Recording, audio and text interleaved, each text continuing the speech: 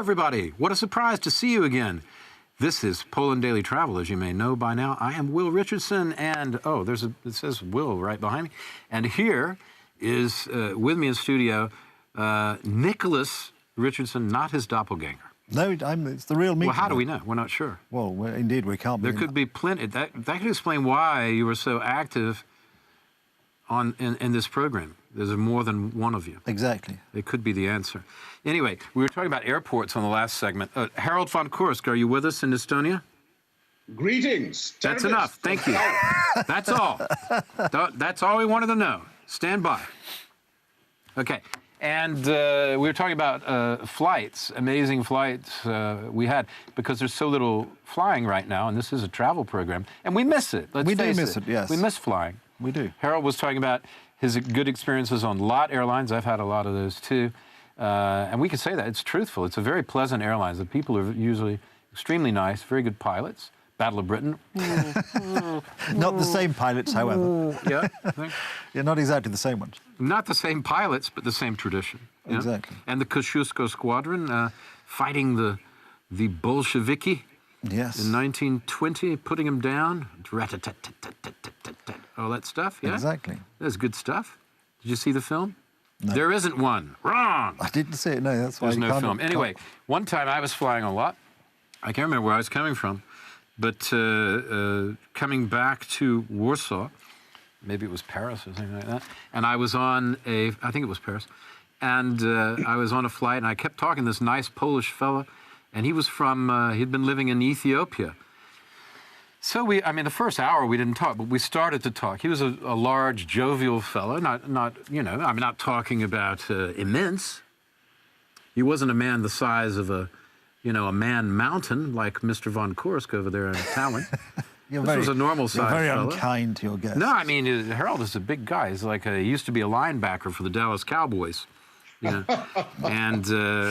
I said that because he's a fan of the Green Bay Packers, and that will get under his skin, you see, because they're big rivals. And I like to tease him, Yeah. I like to tease him a little bit. I do. Put his feet to the fire in a jovial way, At any rate, so I could talk to this fellow. He says, this Baba is a wonderful place. I said, yeah, I've heard a lot about Ethiopia. And there was the, it's got this amazing history, religious history. It's got the amazing different kind of African civilization over the centuries, developed in its own way. Fascinating place. And what about that great famine? No, I didn't mention that. Really, they did famine better than anyone else. I said to him, move out of the desert. Move out of the desert. What are you doing in the desert? That's what I said. Maybe I didn't say it that loudly, but I said it. So at any rate, after a while, the plane is landing and we're getting ready to go. I said, well, here's my card. And he said, so what? And he gave me his card. And he was the ambassador coming back to Poland for a brief visit. He was still, just coming back to Warsaw for a brief visit, I think, to see his mother or family or something. And he was the ambassador from Addis Ababa. Very, very nice man. You don't know who you're going to meet, so be nice to everybody. Exactly. Yeah, always be polite on flying. That's my rule. I think so. Yeah, and look smart. I try to. Yeah, don't wear your tracksuit, Nicholas. I don't even have a tracksuit to wear. You're wearing it underneath that garb, can we call it? No, I'm not. The garb you're sporting today. No, I'm not. You're not? No. That Savile Row this is tailored not look exactly. doesn't... Well, this is not exactly Savile Row, alas. It's not? No, but it still looks good on me. I wear it well. You can't tell the difference. Yes. It's the way you wear it. It is the way. I mean, you're the perfect. We got to start a clothing store, and a clothing company, and you'll be the model. Thank you. I have an Poland Daily Travel clothing for gents. Poland Daily Couture. Poland Daily Couture. Harold, Nicholas, you have a story. Yes, well... Harold's got a story too. No, it's quite funny. One of my more memorable flights is when I was flying back from Nigeria to Poland. And I had to drop into, as you do, while I was in West Africa, I just had to drop into Togo for a meeting. So the driver took me from the Abuja, which is the federal capital of Nigeria, to the airport in Abuja. And as you do in West Africa, the first thing you do is at the door of the airport terminal, they x-ray your baggage. So I only had hand luggage. So I was proceeding merrily on my way to the... Oh, I thought you meant they X-ray your wife. No, I was travelling alone. Baggage. No, okay. And I was on my way to check-in desk, and this soldier said to me, "Have you been over there?" And he pointed to this desk where there was this large, traditionally built woman squeezed into a military uniform. So I trotted over with my passport, and I said, "Sorry, I didn't see you sitting down there." And she sort of looked at me, and I handed her my passport, and she was going. I said, "Yes, it is me." And she said, "Oh, very handsome."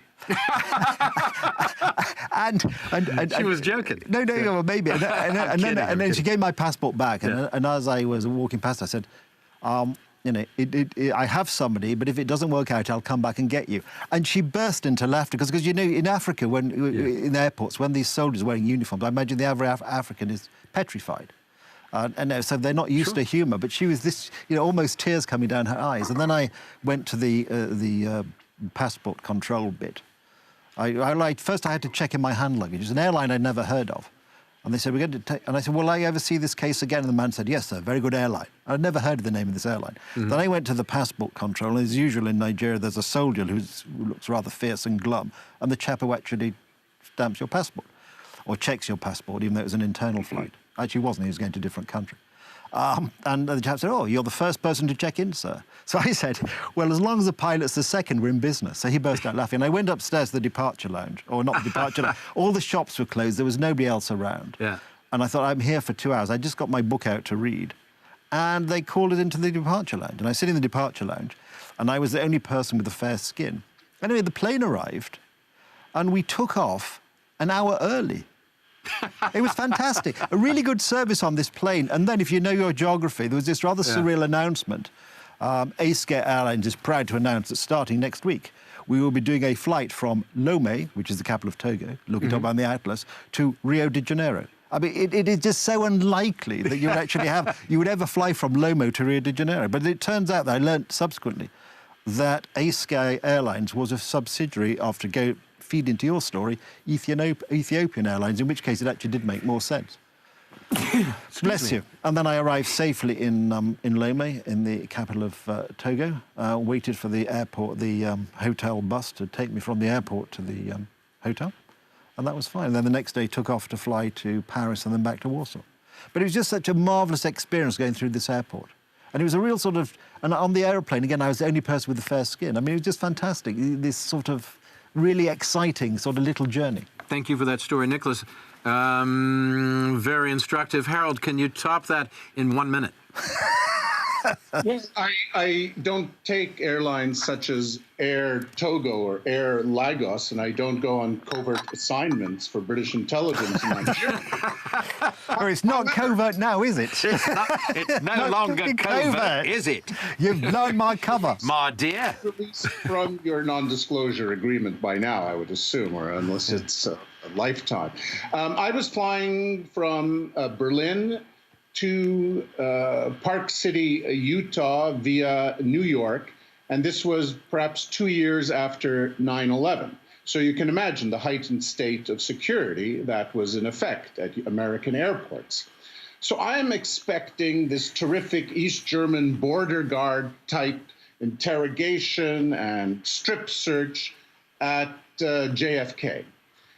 But because I was wearing sunglasses, I was dressed in an Armani suit, and I had this beautiful carry-on bag. The female immigration, or and not NSA, but TSA, if it was called TSA, then immigration person, she took a look at me, she smiled, and she just gave me this royal wave of assent, and I went directly onto the plane. Well, that is what I expect from a man with 7 middle names. Yeah, that's incredible. She must have known somehow. Well, it's obvious. When I first met you, I said, "Now there's a man with a surplus of middle names." Yes, I wish I could give a few away, as a matter of fact. Well, we might get you to do that on the next installment. My favorite middle name. We'll get you to do that on the next installment. Victor von Kursk has a better ring than Harold. Victor? a name which works very well in Norway as Harald, or England as Harold, because you've had many distinguished prime ministers, most notably Harold Wilson. Harold Macmillan. Harold Macmillan. Harold Better than Macmillan, Wilson. But I prefer Harold Wilson somehow. Well, of course you would, you lefty. Yeah. All right, that's all we have. I'll have to cut off our Bolshevik Trotskyite friend who has not learned yet the lesson of history.